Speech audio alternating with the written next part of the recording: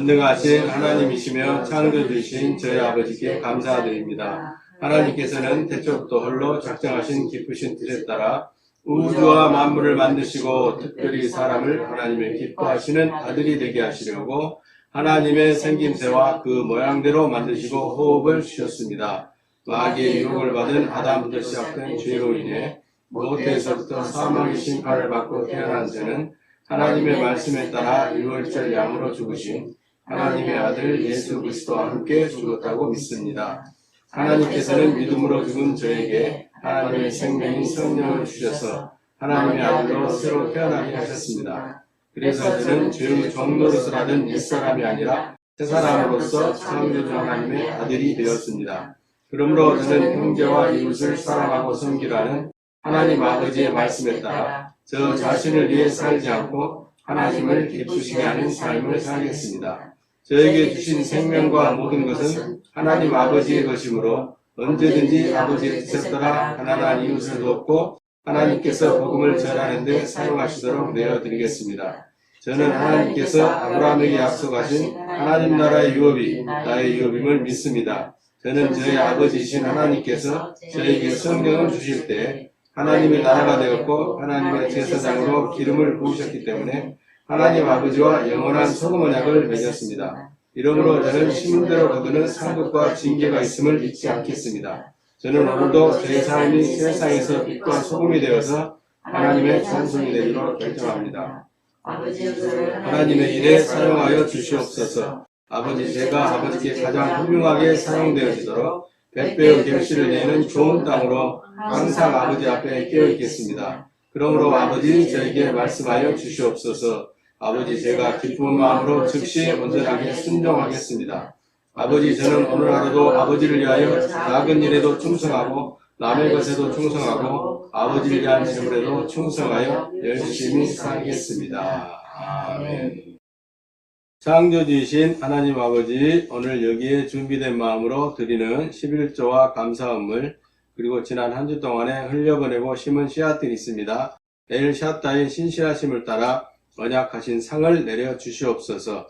그리하여 더욱 넉넉하고 풍성하게 이 세상에서 아버지의 영광을 증명해 보이게 하옵소서.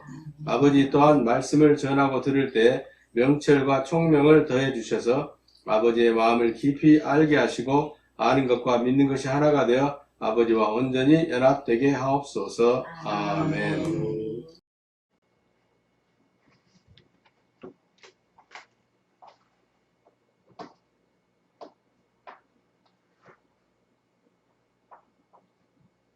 창세기 2장 17절을 일단 펴세요.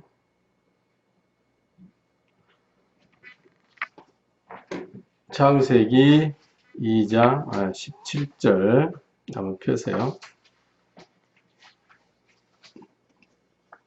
거기를 이제 펴고 어제 공부했던 거 잠깐 좀 정리를 하겠습니다.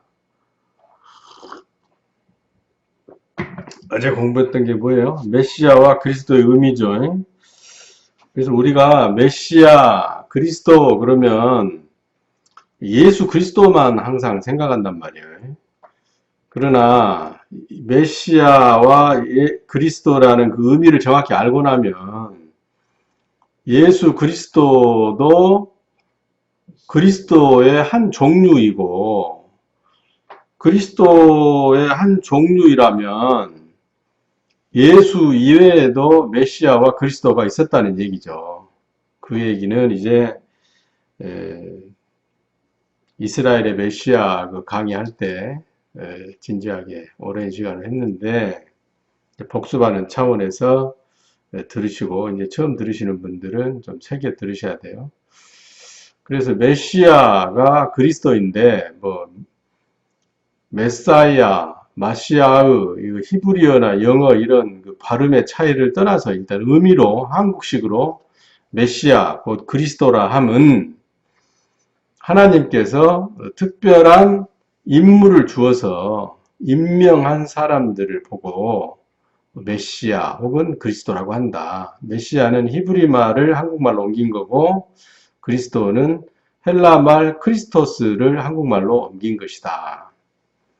그래서 예수만 그리스도가 아니고 예수 이전에도 수많은 그리스도들, 메시아들이 있었는데 다만 예수 그리스도는 그 많은 그리스도들 중에서 메시아들 중에서 유일하게 온 세상의 죄를 지고 가는 온 세상의 죄를 뒤집어 쓰고 전가받고 대속의 죽음을 치러야 되는 그런 임무를 맡은 메시아, 그런 임무를 맡은 그리스도였다.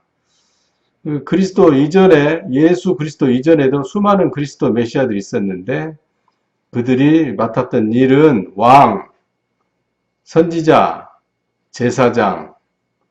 그래서 그리스도, 메시아라고 하면 올리브유, 감람유를 머리에서부터 부어서 흘러내리게 하는 그런 관유의식, 기름 부음의 의식을 통해서 하나님께서 왕으로 임명하고 선지자로 임명하고 제사장으로 임명하고 또 예수와 같이 특별한 임무를 주어서 임명하는 그것을 보고 메시아 그리스도라고 한다.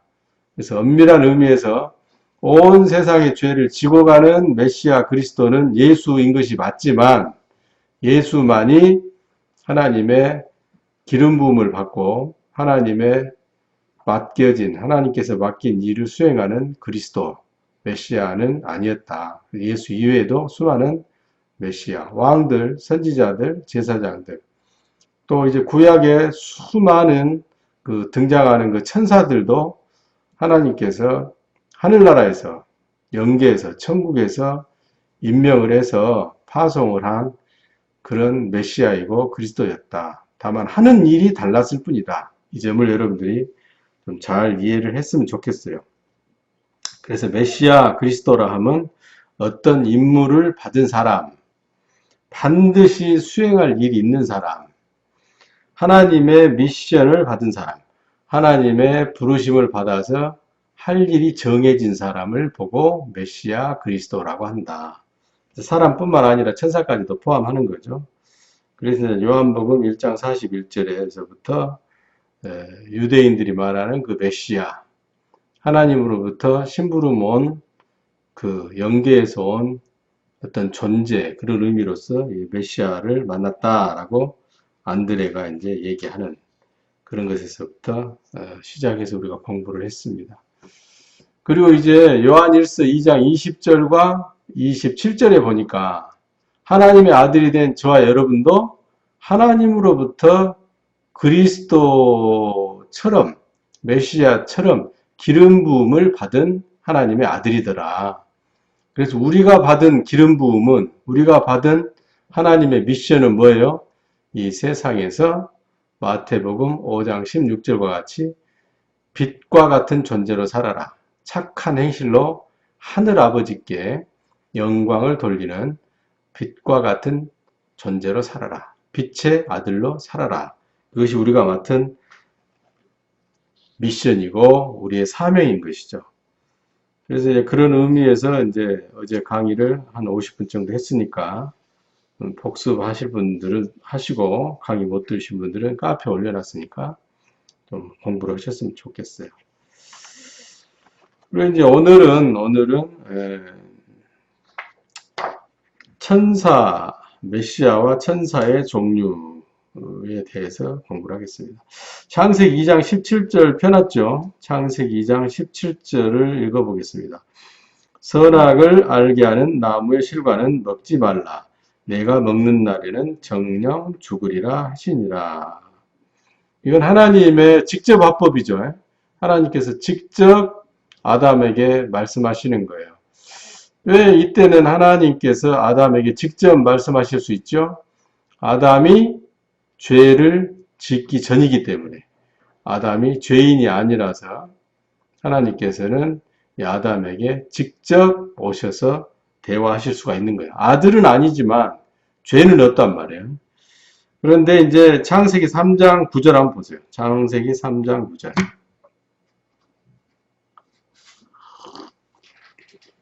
창세기 3장 9절 읽어봅니다.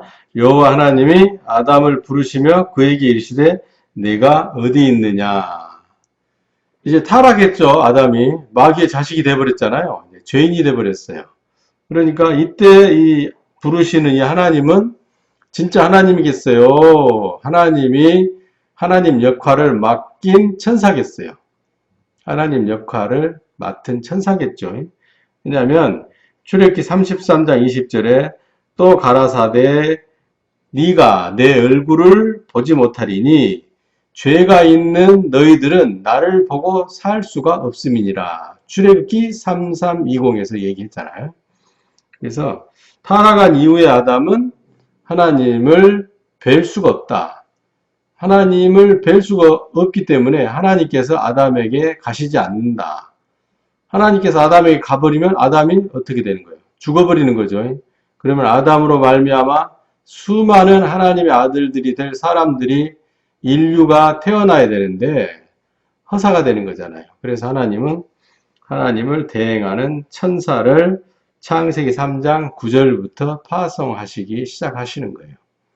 그래서 창세기 3장 9절 이후에 하나님 행세를 하고 하나님처럼 말하는 모든 존재는 하나님이 아니라 하나님이 임무를 주어서 보낸 천사로서의 메시아란 말이에요. 메시아로서의 천사, 천사로서의 메시아 같은 말입니다.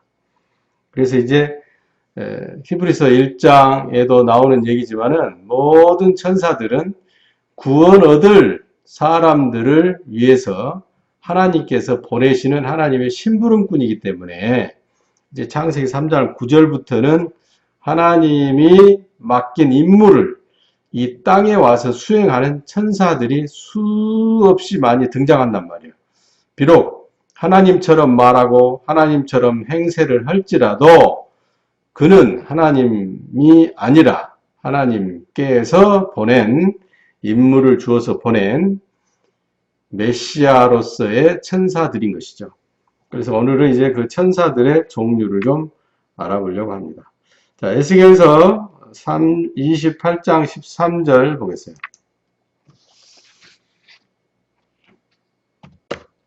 창세기 3장 9절 봤으니까 이제 출애굽기 33장 20절도 여러분들이 참고로 봐야 되고 에스겔서 28장 13절을 보겠어요. 제가 타이핑을 치면서 얘기하는 거예요. 에스겔서 28장 13절 같이 읽습니다. 내가 옛적에 하나님의 동산 에덴에 있어서 각종 보석 곧 홍보석과 황보석과 금강석과 홍옥과 홍만호와 창옥과 청보석과 남보석과 홍옥과 황금으로 단장하였었으며 내가 지음을 받던 날에 너를 위하여 소고와 비파가 예비되었었도다. 이게 이제 타락한 천사 얘기죠. 근데 옛날에 하나님께서 태초에 천사를 만드실 때 이 천사를 어떻게 만들었어요? 아주 영화로운 모습으로 만들었죠. 각종 보석과 그 다음에 소고와 비파, 악기죠, 악기. 찬양하고 좋은 소리를 내는 이런 악기를 갖추어서 창조를 했다 이렇게 말합니다. 이 천사가 어떻게 된 거예요? 타락한 천사죠. 그래서 이 천사의 이름은 등장하지 않습니다. 창세기부터 요한계시록까지 다 봐도 이 천사 이름은 등장하지 않아요. 다만 천주교에서는 어떤 연유인지는 몰라도 이 천사의 이름을 루시퍼라고 합니다. 루시퍼. 그래서 속칭 루시퍼라고 하는데 그거는 그냥 속칭일 뿐이고 하나님께서 이름 붙인 이 천사 이름은 성경 어디에도 등장하지 않습니다. 사도들의 서신서에도 등장하지 않아요. 왜 그럴까요? 하나님을 반역한 피조물에게는 이름이 필요가 없는 거예요. 여러분, 사람의 이름이 없다는 게 얼마나 불행한 일인 줄 아세요? 하물며 들풀, 강아지조차도 다 이름이 있는데 하나님 형상대로 생긴 사람이 이름이 없고 그 천사가 이름이 없다는 얘기는 하나님께서 하나님과의 관계가 끝나버렸다는 것을 얘기하시는 거예요. 그러니까 하나님이 그 존재를, 타락한 그 존재를, 범죄한 그 존재를 부르실 필요가 없잖아요. 그러니까 이름이 없는 거예요. 그래서 타락한 천사는 그 천사가 어떤 모양으로 지어졌고 그 천사가 어떤 역할을 수행하도록 준비되었는가만 유추해 볼 수 있는 그 성경 구절은 있어도 그 천사의 이름은 어디에도 등장하지 않습니다. 그래서 간혹 우리가 히브리어나 헬라어 이름 공부를 할 때 정체불명, 이름 없음, 무명이라고 되어 있는 그 단어는 마귀를 말하는 거예요. 마귀의 속성이나 성분인 죄를 말하기도 하고 마귀의 자식인 죄인을 말하기도 하는 거예요. 그래서 이 각종 보석과 비파와 수금을 가지고 하나님이 맡긴 일을 수행해야 되는 이 천사의 이름은 타락한 천사라서 이름이 지워져 버렸다. 하나님의 기억 속에서 사라져 버린 거죠. 하나님과의 관계가 끝나버린 거죠. 그래서 이 천사를 천주교에서는 루시퍼라고 하기도 하고 루시엘이라고 하기도 하는데 이거는 헬라어도 아니고 히브리어도 아니고 라틴어예요. 라틴어. 그러니까 라틴어라는 얘기는 제국의 교회가 된 타락한 교회에서 만들어낸 이름이고 개념이라는 얘기죠. 그러니까 우리는 그냥 참고로만 알 뿐이죠. 깊이 뭐 알 필요가 없는 거죠. 그래서 첫 번째 등장하는 천사는 하나님의 형상대로 지음받았을 뿐만 아니라 각종 보석으로 치장해서 악기를 가지고 하나님을 즐겁게 하고 하나님을 영광스럽게 찬양하는 일을 맡았었던 것으로 추측만 될 뿐입니다. 그 임무를 수행하기도 전에 타락해서 아담을 죄인으로 만들어버렸기 때문에 자기 자식을 삼아버렸기 때문에 하나님의 아들이 될 사람을 자기 자식으로 훔쳐가 버렸기 때문에 하나님은 그 이름을 지워버린 거예요. 그리고 이제 하나님의 형상대로 지음받고 각종 보석으로 치장되어서 비파와 수금으로 비파와 소고를 가지고 하나님을 기쁘시게 해야 될 그 천사는 없어져 버린 거죠. 그러니까 하나님이 얼마나 슬프셨겠어요. 하나님이 얼마나 화가 나셨겠냐고요. 두 번째 등장하는 천사는 이제 미가엘입니다. 미가엘. 에스겔서 28장 13절은 첫 번째 천사겠죠.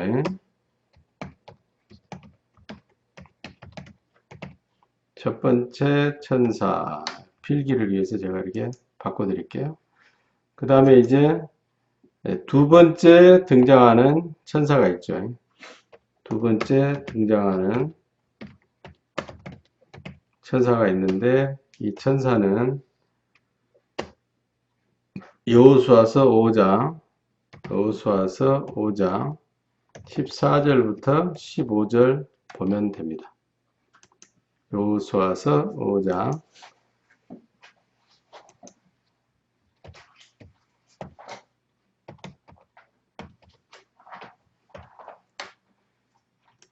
미가엘이라는 천사가 이제 등장하죠.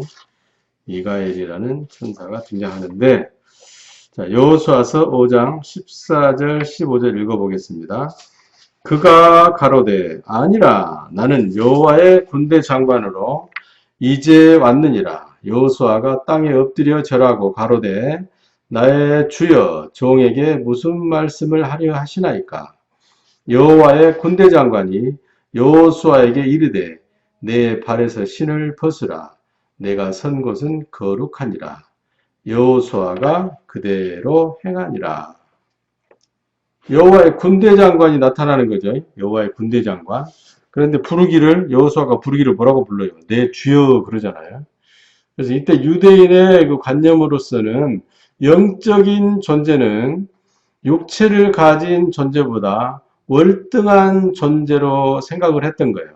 그러니까 영계에서 온 존재는 이 땅에서 사는 사람보다 월등한 존재로 생각을 했던 거예요. 그런 의미에서 높여 부르는 거예요. 천사를. 진짜 주인이어서 주라고 그런 것이 아니고 자기보다 월등한 존재라고 생각이 됐기 때문에 여호수아가 내 주여 그렇게 부르는 거죠. 그러면서 자기를 종으로 지칭을 하잖아요. 열왕기하 19장 35절 보겠습니다. 열왕기하 19장 35절. 왕하 19장 35절. 미가엘 천사가 하는 일들을 보시라는 얘기예요. 열왕기하 19장 35절 펴보세요. 열왕기하 19장 35절.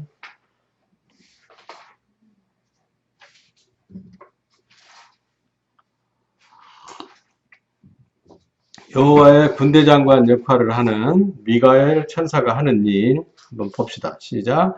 이 밤에 여호와의 사자가 나와서 아수르 진에서 군사 18만 5천을 친지라. 아침에 일찍이 일어나 보니 다 송장이 되었더라. 천사 하나가 와가지고 아수르 군대 병사 18만 5천 명을 무찔러 버리는 거죠. 이게 여호와의 군대 장관이 미가엘 천사가 하는 일이에요. 같은 얘기가 이사야서 37장 36절에도 기록되어 있어요. 여호와의 사자가 나가서 아수르 진중에서 18만 5천인을 쳤으므로 아침에 일찍이 일어나 본즉 시체뿐이라 이렇게 기록되어 있어요. 이게 이제 미가엘 천사의 하는 일들을 이렇게 보여줍니다. 그러면 미가엘이라는 이름은 어디에 나오느냐? 어디에 나오느냐? 자, 다니엘서 10장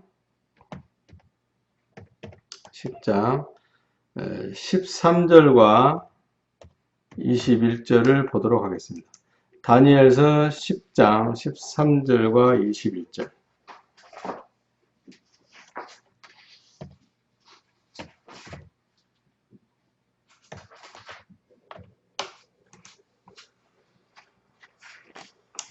다니엘서 10장 13절과 21절 같이 읽겠습니다. 그런데 바사국 군이 21일 동안 나를 막았으므로 내가 거기 바사국 왕들과 함께 머물러 있더니 군장 중 하나 미가엘이 와서 나를 도와주므로 21절 오직 내가 먼저 진리의 글에 기록된 것으로 내게 보이리라. 나를 도와서 그들을 대적하는 자는 너희 군 미가엘 뿐이라. 미가엘이 구체적인 이름을 가지고 등장을 하죠. 이게 이제 뭐 바사 국군의 그 영적인 의미 이런 건 나중에 이제 알아보기로 하고, 일단은 21절에 보니까 바사 국군을 가로막고 있는 하나님의 일을 방해하는 하나님의 사람이 왕래하는데 가로막고 서 있는 이 바사국 군대를 대적하고 그들과 싸우는 자가 왔는데 그 이름이 누구다? 미가엘이다. 이렇게 나오는 거죠. 그러니까 여호수아 5장 14절 15절에 나오는 여호와의 군대 장관이나 열왕기하 19장 35절, 이사야서 37장 36절에 등장하는 아수르 군대 18만 5천 명을 쳐 죽인 이 천사는 이름이 뭐다고요? 미가엘이다. 그래서 하나님의 일을 방해하고 하나님의 사람들을 괴롭히는 하나님의 원수들을 무찌르는 그런 전쟁하는 천사의 모습으로 등장을 하는 것이죠. 그럼에도 불구하고 이 미가엘이라는 천사는 천사들끼리는 다투지 않는 거예요. 이거 굉장한 의미가 있는 얘기인데요. 유다서 1장 9절 한번 보세요. 유다서 1장 9절. 자, 유다서 1장 9절 보겠습니다. 유다서 1장 9절.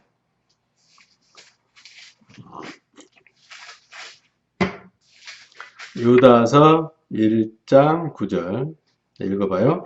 천사장 미가엘이 모세의 시체에 대하여 마귀와 다투어 변론할 때 감히 회방하는 판결을 쓰지 못하고 다만 말하되 주께서 너를 꾸짖으시기를 원하노라 하였거늘.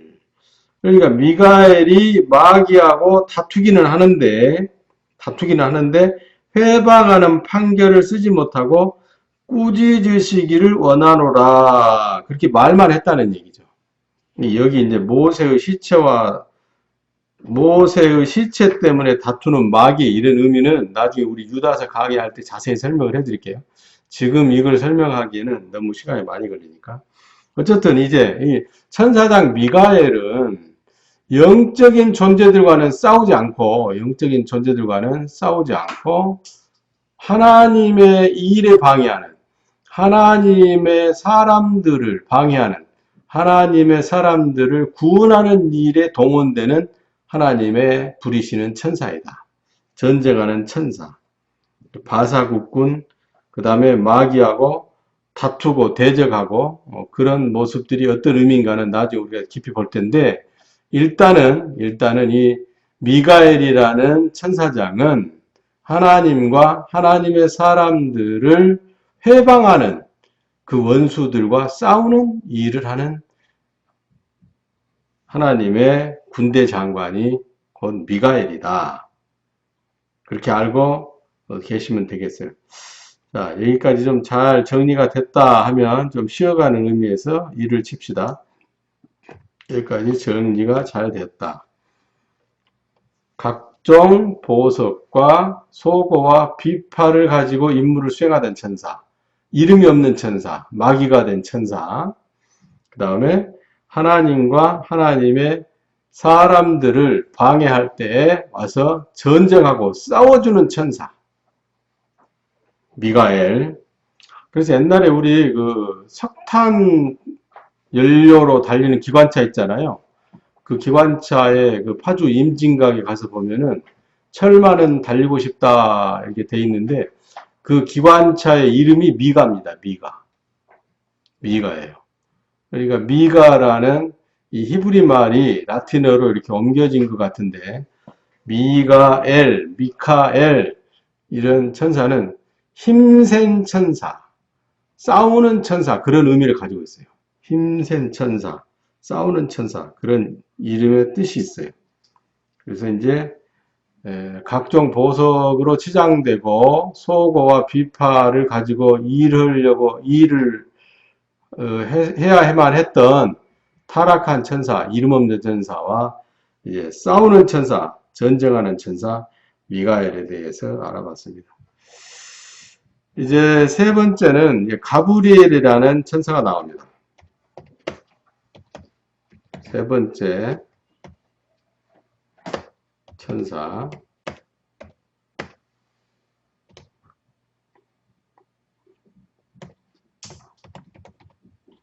가브리엘이라는 천사가 나오는데, 다니엘서 8장 16절 보세요. 다니엘서 8장 16절.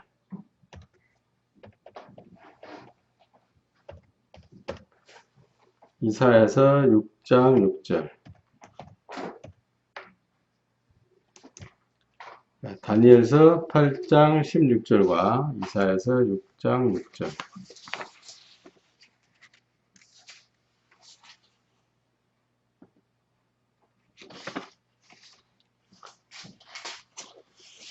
다니엘서 8장 16절, 다니엘서 8장 16절 읽어봅니다. 내가 들은즉 을레강 두 언덕 사이에서 사람의 목소리가 있어 외쳐 가로되 가브리엘아, 이 이상을 이 사람에게 깨닫게 하라. 가브리엘이라는 어떤 존재가 등장하죠.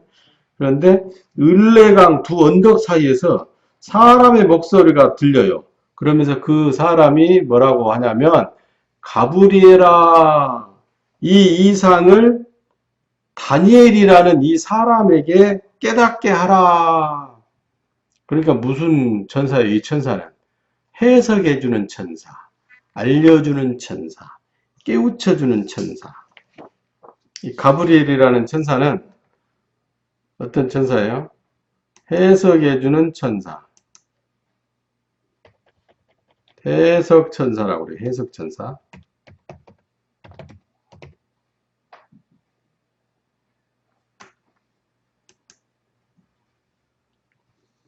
그래서 이 가브리엘이라는 천사는 하나님으로부터 임무를 부여받은 것이 뭐냐면 가서 알려주어라, 깨닫게 해주어라, 가르쳐 주어라, 이런 임무를 받은 거예요. 그러니까 이 천사가 다시 또 어디에 등장하냐면 이사야서 6장 6절에도 등장해요. 이사야서 6장 6절에 한번 보세요. 이사야서 6장 6절.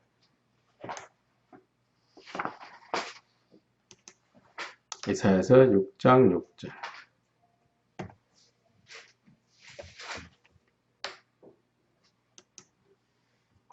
이사야서 6장 6절 읽어봐요. 때에 그 스랍의 하나가 화저로 단에서 취한 바 핀 숯을 가지고 내게로 달려와서 뭐라고 그러냐면은 입술이 깨끗해졌다 그렇게 알려줍니다. 알려주는 천사죠. 알려주는 천사.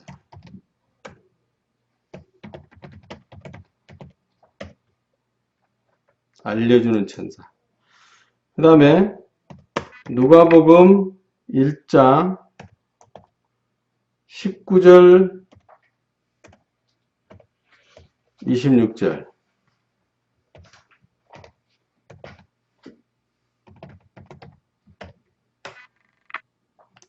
이사야서 1장 19절 26절 읽어봅니다. 천사가 대답하여 가로되 나는 하나님 앞에 섰는 가브리엘이라 이 좋은 소식을 전하여 너에게 말하라고 하나님으로부터 보내심을 입었노라. 소식을 전하는 천사죠. 가브리엘은 깨닫게 해주는 천사, 알게 해주는 천사고 해석해 주는 천사고. 그 다음에 26절 누가복음 1장 26절 읽어봅니다. 여섯째 달에 천사 가브리엘이 하나님의 보내심을 받들어 갈릴리 나사렛이란 동네에 가서 누구한테 가죠? 마리아한테 가잖아요. 그러죠? 마리아한테 가가지고 이제 성령이라는 하나님의 씨로 임신을 할 터인데 그 아이의 이름을 예수라고 하고 그가 곧 하나님의 일을 수행할 그리스도가 될 거라 하는 것을 알려주는 거죠. 이 천사가 이제 가브리엘 천사인 거예요. 그런데 이 가브리엘 천사는 여기에서 끝나는 것이 아니고 요한계시록에도 등장하는 거예요. 요한계시록에도. 왜? 알려주고 깨닫게 해주는 천사이기 때문에. 한번 찾아볼까요? 요한계시록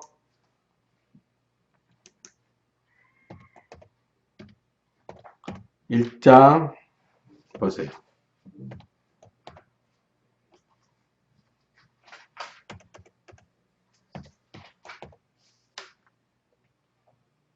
요한계시록 1장 1절.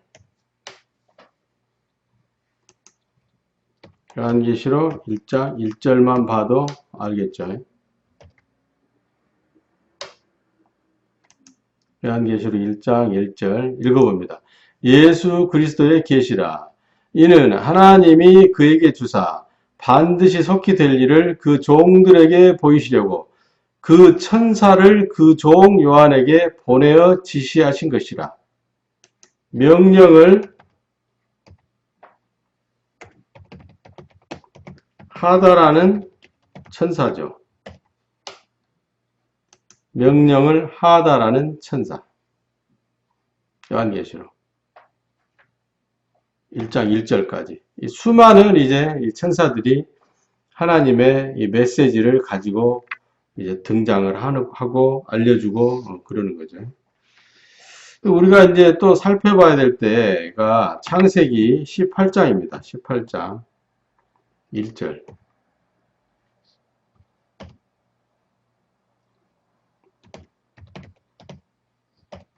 아브라함에게 나타난 세 명의 천사.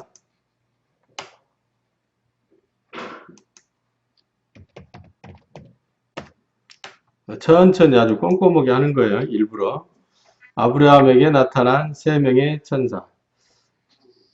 창세기 18장 1절부터 2절. 읽어봅니다. 창세기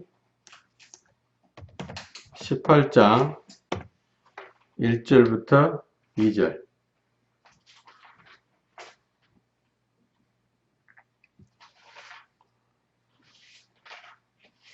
시작. 여호와께서 만물의 상수리 숲을 근처에서 아브라함에게 나타나시니라. 오정쯤에 그가 장막문에 앉았다가 눈을 들어본즉 사람 셋이 맞은편에 섰는지라. 그가 그들을 보자 곧 장막문에서 달려나가 영접하며 몸을 땅에 굽혀 가로되 내 주여 내가 주께 은혜를 입었사오면 원컨대 종을 떠나 지나가지 마옵시고 하고 얘기를 하죠. 3절까지 봐야 되겠네요. 여기 등장하는 세 명의 천사죠. 이 세 명의 천사가 누구누구인가는 이제 창세기 19장까지 보면 나온단 말이에요. 18장뿐만 아니라 19장까지. 그래서 한 명은 하나님을 대행하는 천사이고, 한 명은 롯에게 소식을 전하러 가는 천사이고, 한 명은 소돔성을 무찌르는 천사란 말이에요. 그러니까 이 창세기 18장부터 19장까지 보면 하나님과 미가엘과 가브리엘, 하늘나라의 총 군대가, 하늘나라의 모든 군대가 동원된 걸 볼 수가 있어요. 하나님을 대행하는 천사도 오고, 또 전쟁하는 천사도 오고, 그 다음에 소식을 전하는 천사도 오고. 그래서 사람 모양으로 나타난 세 명의 천사는, 한 천사는 하나님을 대행하고, 하나님처럼 말을 하고, 하나님 행세를 하고, 한 천사는 소돔성을 유황불로 완전히 파멸시켜버리는 그런 임무를 수행하는 미가엘 천사장이고, 또 한 천사는 롯에게 가가지고 롯의 딸들과 롯과 그 아내를 끌어내는 그런 역할을 하는 소식을 알려주는 천사인 것이죠. 이게 창세기 18장부터 19장까지 보면은 하나님이 부리시는 천사의 세 가지 모양이 완전히 다 나타나는 거예요. 하나님을 대행하는 천사, 전쟁하는 천사, 그 다음에 소식을 전하는 천사. 자, 이해하시겠죠? 자, 알아듣겠습니다. 정말 좋네요. 하면은 삼삼합니다 라는 의미에서 삼삼 쳐봅니다.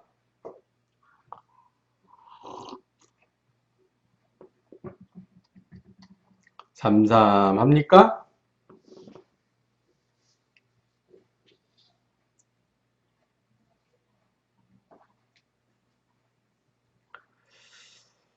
그래요. 그렇다면 오늘날에는 하나님께서 과연 천사를 어떻게 부리시고 사용하시는가? 오늘날에는 그걸 이제 어디서 보면 알 수가 있죠? 예수 그리스도가 십자가에서 죽고 부활해서 하나님 아버지께 간 후에 예수 그리스도 이후에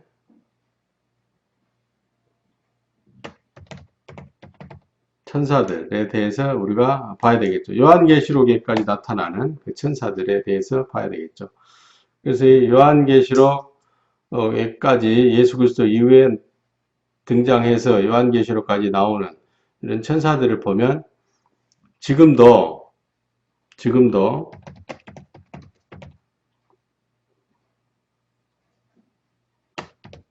보이지만 않을 뿐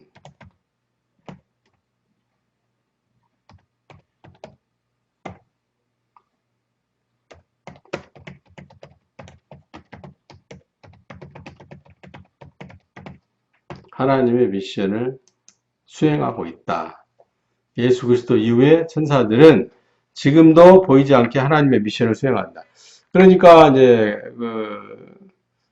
예수 그리스도를 대행하는 유다가 없을 때 왔고, 또 유다가 있을 때 왔고, 또 게네사렛 바닷가에서 베드로가 고기 잡을 때 왔고, 엠마오로 가는 두 제자에게 나타났고, 그 다음에 사도행전 1장에 등장하는 제자들이 보는 데서 구름 위로 올리워가는 그 예수, 이런 모든 예수는 진짜 예수예요. 하나님께서 보낸 천사예요.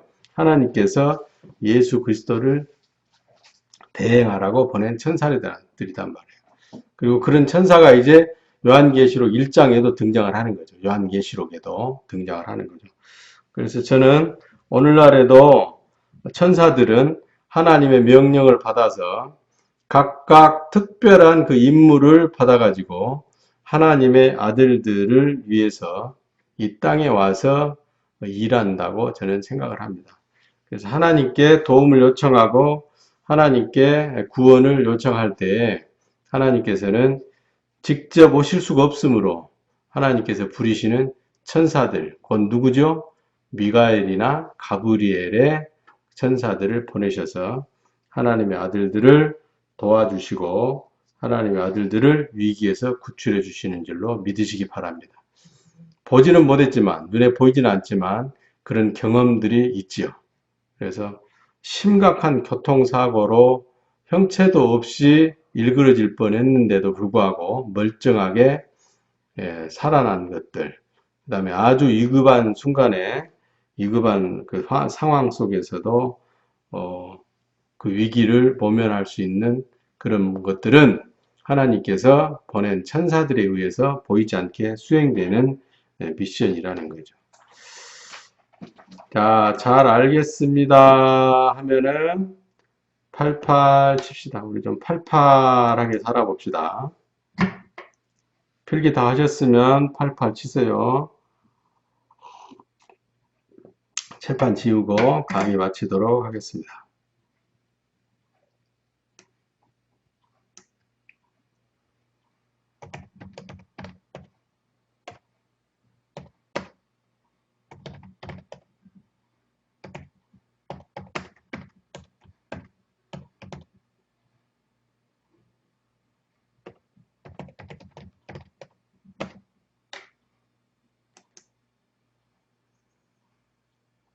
하나님의 소망이 성취될 때까지 우리 열심히 죄와의 싸움에서 이기시고 성부가 되어서 수많은 사람들을 살려내는 일에 쓰임 받으시기 바랍니다. 감사합니다. 오늘 강의는 여기서 마치도록 하겠습니다. 주 하나님 여호와께서 우리 모두에게 복을 주시고 항상 지켜주시기를 원하며 평강의 얼굴로 우리를 바라보시고 범사에 풍성한 은혜 베푸시기를 원하며 우리 모두를 날마다 형통하게 하시기를 축원하옵나이다. 아멘. 감사합니다. 여호와는 나의 목자시니 내게 부족함이 없습니다. 그가 나를 푸른 풀밭에서 쉬게 하시고 여호와는 나를 잔잔한 물가로 이끌어 쉬게 하십니다. 하나님은 나에게 새 힘을 주십니다. 하나님의 이름을 위하여 하나님은 나를 의로운 길로 인도하십니다. 내가 음산한 죽음의 골짜기를 지나가게 된다 하더라도 나는 겁나지 않습니다. 그것은 하나님께서 나와 함께 계시기 때문입니다. 하나님의 막대기와 지팡이가 나를 든든하게 보호해 줍니다. 하나님께서 원수들이 보는 앞에서 내게 식탁을 차려주십니다. 그리고 내 머리 위에 향기로운 기름을 바르시며 내 잔이 넘치도록 가득 채워주십니다. 여호와의 선하심과 사랑하심이 내가 죽는 날까지 나와 함께 할 것입니다. 이제 나는 여호와의 집에서 영원히 살 것입니다. 오, 나의 하나님! 내가 하나님을 굳게 믿습니다. 내가 부끄러움을 당하지 않게 하시고 원수들이 내게 으스대지 못하게 해주세요. 아멘.